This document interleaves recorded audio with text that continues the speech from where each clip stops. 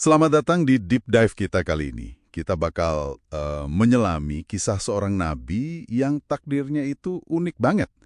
Idris atau Henok ya dalam tradisi lain. Betul. Sumber kita kali ini ada 3. Tanah, Alkitab Kristen, dan juga Al-Quran. Dan misi kita nih, memahami inti mujizatnya yang luar biasa itu. Sesuatu yang bikin dia beda dari hampir semua manusia lain. Siap ya? Siap. Yang menarik nanti kita lihat itu gimana ketiga tradisi besar ini ya. Meskipun mungkin penekanannya agak beda dikit, tapi intinya tuh sama. Menunjuk ke satu peristiwa inti yang nandain hubungan istimewa sosok ini dengan Tuhan. Iya. Kita akan lihat deh gimana masing-masing kitab suci menyoroti keistimewaan itu. Ya beda gitu ya sama mujizat nabi lain yang mungkin lebih spektakuler secara fisik. Keajaiban Idris atau Enok ini rasanya lebih personal gitu. Fokusnya ke hubungan dia sama yang ilahi dan ya itu tadi akhir kisahnya. Betul. Oke deh, mari kita mulai dari yang paling awal ya, dari tanah.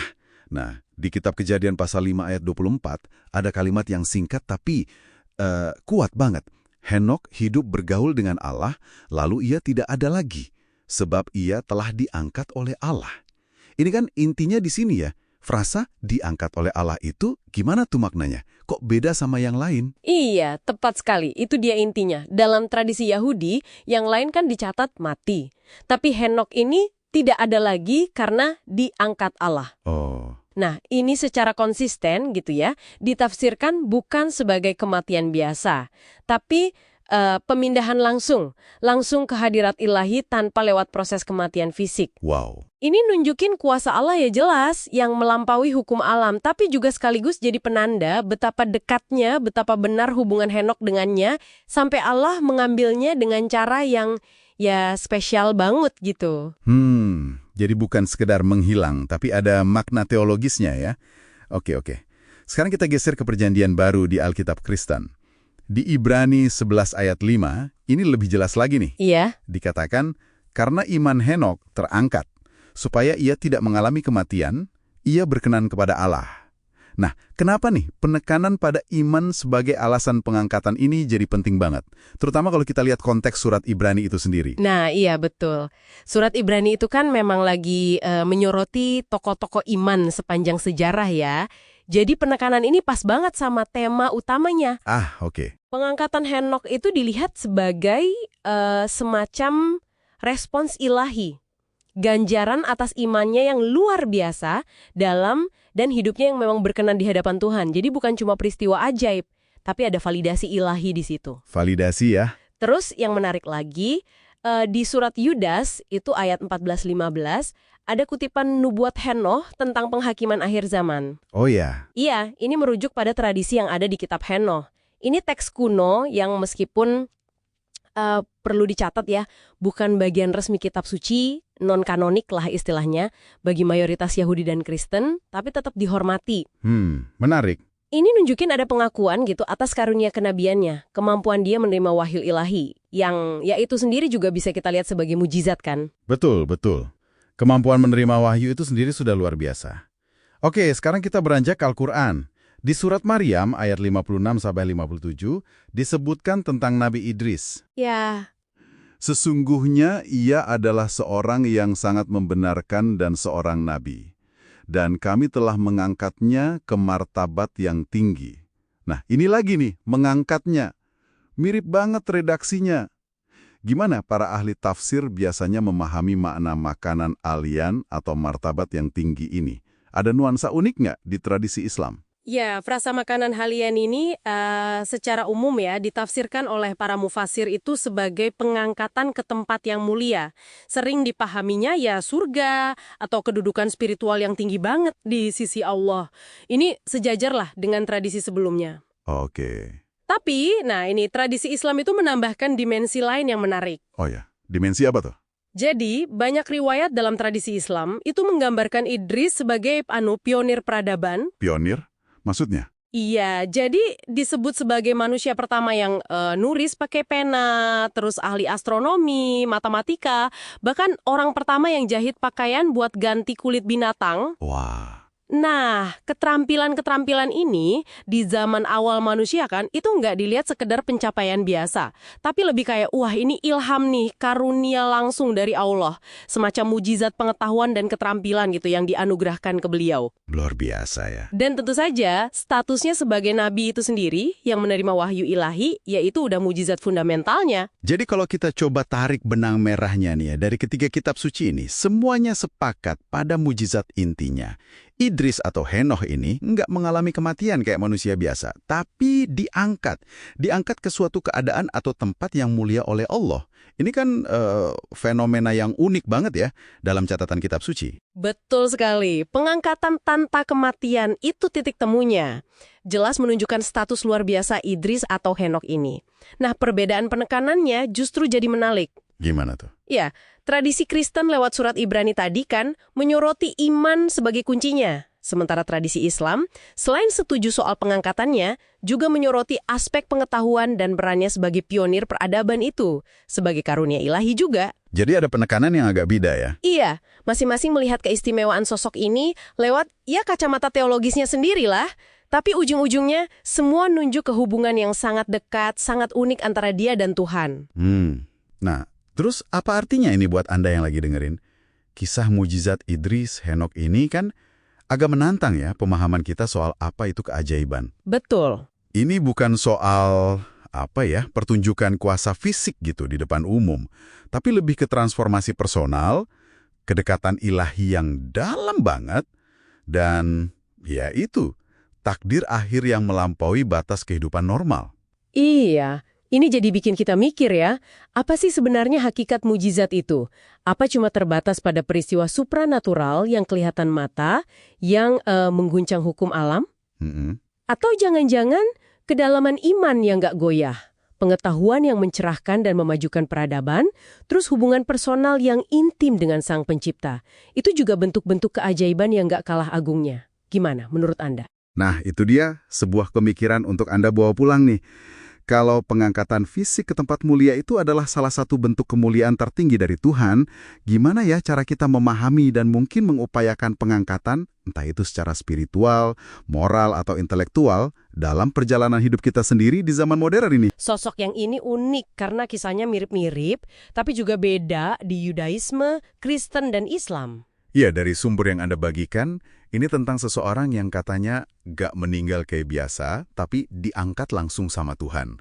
Kita bicara soal Enoh atau Idris ya. Tepat. Enoh dalam tradisi Yahudi dan Kristen, Idris dalam Islam. Oke, misi kita hari ini. Kita bongkar bareng-bareng siapa sih dia ini sebenarnya, gimana ceritanya bisa beda-beda tapi kok intinya sama. Dan kenapa dia penting gitu loh di ketiga tradisi ini. Langsung dari catatan Anda nih. Siap. Yang menarik memang itu ya, satu figur inti, tapi tiap tradisi ngasih spotlight ke aspek yang beda. Kita punya sumber dari kitab Kejadian di tanah, terus Perjanjian Baru, Al-Quran, bahkan ada teks-teks tambahan kayak kitab Henokh, Apokrif itu, sama tradisi Islam. Kita coba urai benang merahnya ya. Oke, kita mulai dari yang paling awal ya. Henokh di kitab Kejadian pasal 5, bagian dari tanah. Di situ kan disebutnya singkat banget. Keturunan ketujuh Adam, ayahnya Metusalah. Iya, singkat tapi padat. Ada detail menarik soal usianya, 365 tahun. Nah itu dia, 365 tahun, pas banget kayak jumlah hari dalam setahun. Ini ada artinya nggak sih? Atau cuma kebetulan? Banyak yang berspekulasi soal angka itu. Tapi yang paling krusial sebenarnya frasa Henokh hidup bergaul dengan Allah. Ini penting nih. Bergaul dengan Allah? Maksudnya gimana tuh? Lebih dari sekedar soleh biasa? Jauh lebih intim kayaknya. Hubungan yang sangat dekat, spesial gitu di antara para leluhur awal. Dan puncaknya kan di kalimat lalu ia tidak ada lagi sebab ia telah diangkat oleh Allah. Nah, itu dia kuncinya. Beda banget sama yang lain yang jelas ditulis mati. Enoh ini diambil atau diangkat. Misterius ya? Itu inti misterinya di tanah. Terus, kalau kita geser ke Perjanjian Baru, gimana ceritanya berkembang? Sumber Anda menyebut kitab Ibrani. Betul, Ibrani pasal 11 ayat 5. Di situ dikasih layar makna baru. Pengangkatan itu terjadi karena iman. Henokh disebut berkenan kepada Allah. Jadi imannya yang jadi highlight. Oh, jadi karena iman ya kuncinya menurut Perjanjian Baru? Iya, terus ada lagi yang lebih menarik. Di surat Yudas, ayat 14-15, itu malah dikutip nubuat yang katanya dari Henokh sendiri, tentang penghakiman akhir zaman. Wah, serius? Dikutip langsung. Padahal kitab Enoh itu kan apokrif ya, maksudnya nggak masuk kanon utama kebanyakan gereja. Tepat, apokrif, kecuali buat gereja ortodoks Ethiopia, mereka memasukkannya. Tapi meski begitu, kitab ini pengaruhnya besar banget di masa lalu. Isinya itu loh, Enoh dapat wahyu soal malaikat jatuh, akhir zaman, rahasia alam semesta, wah macam-macam. Jadi dari sosok saleh yang dekat sama Tuhan, berkembang jadi sosok yang beriman luar biasa, sampai dianggap nabi atau penerima wahyu ilahi ya? Kurang lebih begitu, statusnya naik gitu. Oke, menarik banget. Sekarang kita lompat ke tradisi Islam. Di sini kita kenalnya sebagai Idris kan? Gimana Al-Quran menyebutnya? Di Al-Quran, surah Maryam ayat 56-57, Idris disebut sebagai Siddiq, artinya orang yang sangat benar atau membenarkan, dan juga nabi, seorang nabi. Siddiq dan nabi. Oke, terus soal diangkat tadi? Ada ayat kuncinya di situ. Dan kami telah mengangkatnya ke martabat atau tempat yang tinggi. Bahasa Arabnya makanan aliyah. Mirip banget kan? Iya, mirip sekali polanya. Diangkat oleh Allah di Kejadian, diangkat ke tempat yang tinggi di Al-Quran. Tafsir umumnya gimana di Islam? Sama juga nggak mati. Tafsir paling umum ya begitu, diangkat ke langit atau surga tanpa mengalami kematian fisik. Terus di surah Al-Anbiya ayat 85, Idris juga disebut bareng Ismail dan Zulkifli sebagai orang yang sabar dan termasuk orang-orang yang soleh. Oke. Nah, tapi kayaknya di tradisi Islam ceritanya jadi lebih kaya lagi ya. Bukan cuma soal diangkatnya aja. Nah, ini dia yang seru. Tradisi Islam di luar Al-Quran, kayak di kisah-kisah para nabi atau hadis, itu nambahin banyak detail. Idris ini dikaitkan sama banyak penemuan peradaban. Penemuan? Maksudnya gimana? Iya, katanya dia orang pertama yang menulis pakai pena, terus ahli astronomi, ahli matematika, bahkan yang pertama kali menjahit pakaian, sebelumnya kan pakai kulit binatang gitu. Wah, keren banget. Sampai segitunya ya. Pantesan namanya kadang dihubung-hubungin sama kata Arab darasa, yang artinya belajar. Betul, jadi penekanannya sedikit bergeser atau bertambah gitu. Kalau di tradisi Yahudi Kristen, fokus awalnya ke kesalehan, iman, terus kenabian via teks apokrif. Nah di Islam, selain status nabi dan kebenarannya yang ditegaskan Quran, aspek ilmu pengetahuan dan kontribusi peradaban ini juga ditonjolkan. Jadi kalau kita coba rangkum nih dari semua sumber yang kita bahas barusan, intinya ada satu figur inti, Enoh atau Idris. Dia dihormati di semua tradisi ini karena hubungan spesialnya sama Tuhan. Dan nasibnya yang unik, diangkat ke langit. Yap, intinya itu. Tapi bukan cuma soal samanya aja. Justru yang menarik itu gimana tiap tradisi menyoroti aspek yang berbeda. Kesalehan personal yang intim di Tanak Enak. Terus iman sebagai dasar perkenanan Tuhan dan wahyu kenabian di Perjanjian Baru, dan tulisan-tulisan apokrif itu. Dan kombinasi status nabi yang sidik dengan penguasaan ilmu pengetahuan sebagai sebuah karunia atau rahmat di Al-Quran dan tradisi Islam. Figur yang sama seolah diangkat untuk merefleksikan nilai ideal masing-masing jalan spiritual ini. Menarik kan? Menarik banget. Kisah Henokh atau Idris ini benar-benar bikin kita mikir ya. Sosok yang bisa melampaui batas kematian itu sendiri karena kedekatannya sama yang ilahi. Mungkin ini bisa jadi pertanyaan juga buat Anda yang menyimak. Sejauh mana sih kedalaman hubungan spiritual itu bisa mengubah takdir paling mendasar kita sebagai manusia? Dan mungkin satu lagi ya, pemikiran untuk dibawa pulang, mengingat Henokh Idris ini sering banget diasosiasikan sama pengetahuan khusus atau rahasia ilahi, entah itu wahyu kosmik di kitab Henokh atau ilmu peradaban di tradisi Islam. Mungkin nggak sih pengangkatan ini juga punya makna simbolis? Simbolis gimana maksudnya?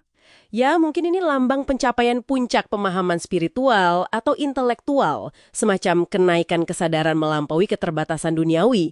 Bisa jadi melalui iman yang dalam banget, atau lewat pengejaran ilmu yang mendekatkan diri pada sang sumber pengetahuan itu sendiri.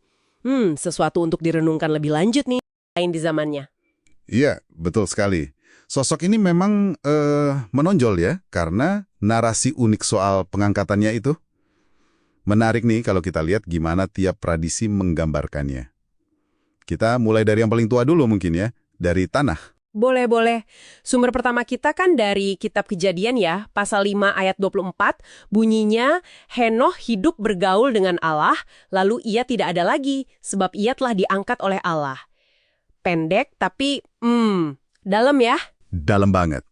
Frasa kunci di sini itu hidup bergaul dengan Allah. Kalau di bahasa Ibraninya itu wayit halek, hanuch et ha Elohim. Ini bukan cuma sekedar taat biasa gitu, tapi lebih ke hubungan yang dekat banget, akrab, jalan bareng Tuhan lah istilahnya. Oh, jadi kayak hubungan personal yang kuat gitu ya? Persis. Dan ini jadi dasar kenapa akhir hidupnya beda. Kitab Kejadian kan biasanya mencatat kalau tokoh-tokoh lain itu mati. Tapi buat Henoh, dibilangnya tidak ada lagi, atau enenu dalam bahasa Ibrani. Kenapa? Karena Allah mengambilnya. Lakak oto Elohim. Mengambilnya. Jadi bukan mati biasa. Nah, itu interpretasi yang paling umum. Dia nggak mengalami kematian fisik seperti manusia pada umumnya, tapi langsung diangkat ke hadirat ilahi. Ini kejadian langka banget loh di tanah. Cuma ada satu lagi yang kayak gini. Siapa? Nabi Elia. Wah, oke. Jadi kedekatannya itu kuncinya ya.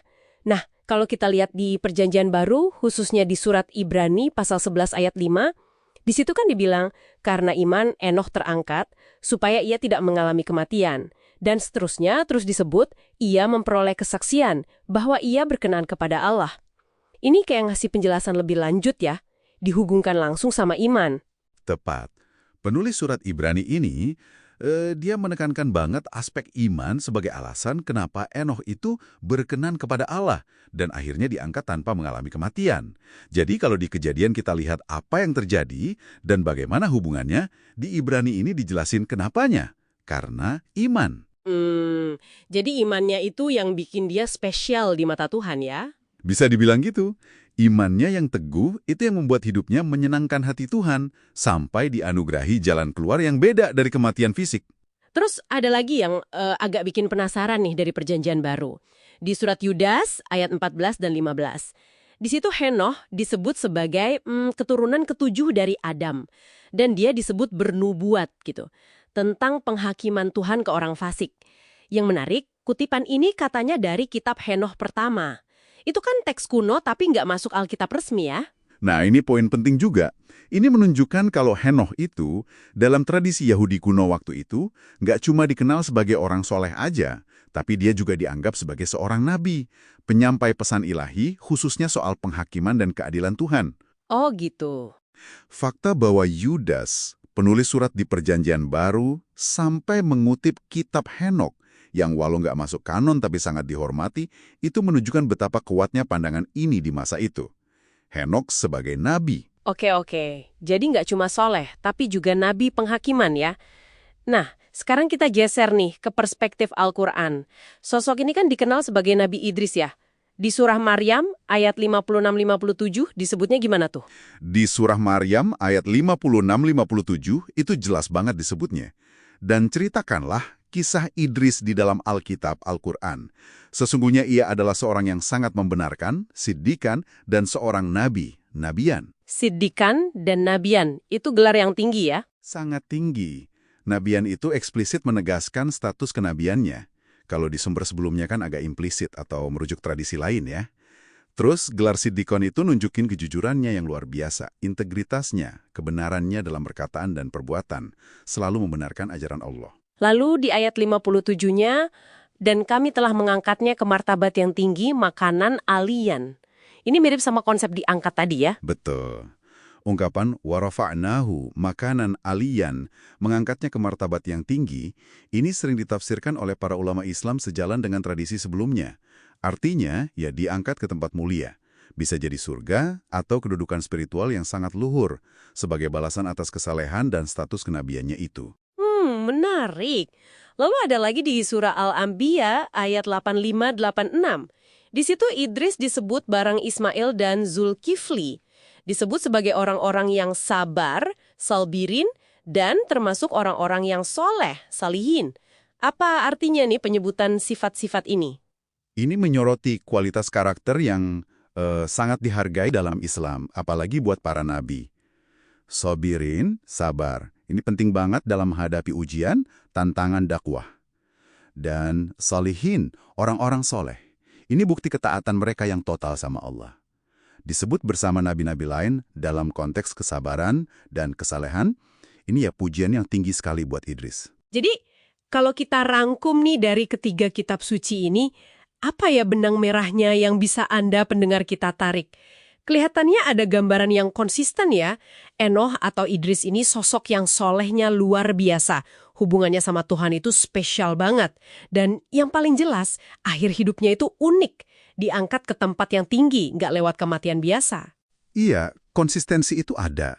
Tapi yang menarik juga adalah penekanan unik dari masing-masing tradisi kan. Tanah lebih fokus ke misteri pengangkatannya itu dan hubungan dekatnya sebagai dasar. Perjanjian baru lebih menyoroti iman sebagai kunci kenapa dia berkenan sama Tuhan dan juga mengakui peran kenabiannya lewat rujukan tradisi lain. Sementara Al-Quran, nah ini secara tegas gitu ya, ngasih status nabi dan menyoroti sifat-sifat luhur kayak kejujuran, sidikan, dan kesabaran, sobirin. Jadi ada kesinambungan tapi juga ada penekanan yang beda-beda ya? Betul sekali. Nah, mungkin sebagai penutup nih, ada satu hal yang bisa Anda renungkan. Enok atau Idris ini kan hidupnya di zaman sebelum air bah. Itu masa yang sering digambarkan, wah penuh kerusakan moral, ya kan? Tapi dia justru dikenal sebagai orang yang berjalan dengan Tuhan, bahkan jadi nabi penghakiman. Pertanyaannya buat Anda, pelajaran apa sih yang bisa diambil dari dia? Tentang gimana caranya menjaga integritas iman, menjaga hubungan spiritual kita, di tengah zaman atau lingkungan yang mungkin terasa sulit atau penuh tantangan. Wah, itu pertanyaan reflektif yang bagus banget buat kita semua pikirkan ya. Oke deh, terima kasih sudah menyimak deep dive singkat kita tentang Enok atau Idris ini. Semoga ada manfaatnya ya buat Anda. Sampai jumpa di pembahasan